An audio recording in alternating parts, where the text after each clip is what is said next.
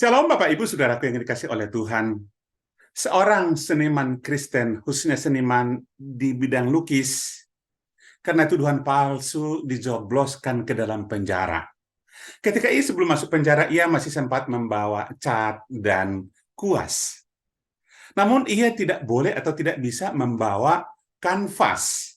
Ketika di penjara, dia berkali-kali meminta kepada sipir supaya ia diberikan sesuatu untuk alat tulis atau semacam kanvas.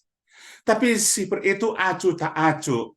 Dan satu kali, dengan acuh tak acuhnya, sang sipir ia memberikan kain kotor dan berkata, "Ini, silakan tulis di situ entah apa yang dapat kau dapat tulis di atasnya."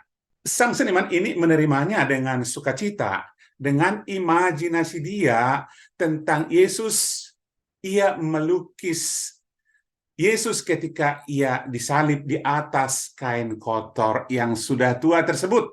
Saudara, ketika sudah berapa lama dengan tekun ia membuat sebuah tulisan di atas kain kotor, ternyata terjadilah sebuah lukisan yang indah.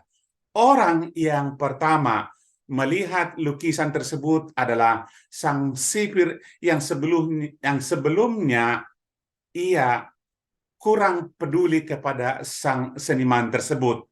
Ketika sang sipir tersebut melihat lukisan yang sudah selesai tersebut, ia menjadi kagum, hatinya tergerak, dan air matanya berlinang dan menangis. Dan ia mengakui dan menyatakan lukisan itu sungguh indah dan punya daya untuk membuat sebuah perasaan kita berubah.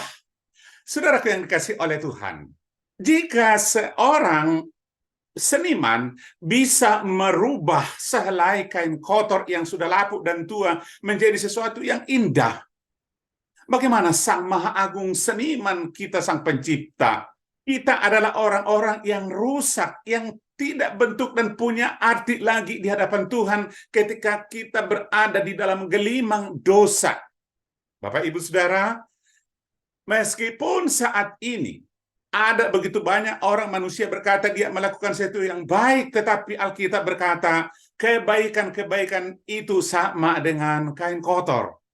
Namun Bapak, Ibu, Saudara, sampai saat ini Tuhan masih menyapa dan berseru kepada setiap kita, bahkan semua orang-orang yang berdosa, dan berkata, "Marilah, baiklah kita berperkara." Firman Tuhan, "Sekalipun dosamu merah seperti kermisi, akan menjadi putih seperti salju. Sekalipun berwarna merah seperti kain kesumba, akan menjadi putih seperti bulu domba." Puji Tuhan, inilah seruan Allah kepada setiap kita, orang-orang yang berdosa. Oleh karena itu, mari datang dan percayalah kepada Tuhan. Lihatlah sekeliling kita, mungkin masih ada orang yang membutuhkan polesan pembentukan daripada Tuhan. Saya menjadi teringat dengan seorang hamba Tuhan yang bernama Mas Lucado. Di dalam bukunya Just Like Jesus, dia menulis, dikatakan bahwa Tuhan menerima kita apa adanya, namun ia tidak mau membiarkan kita apa adanya.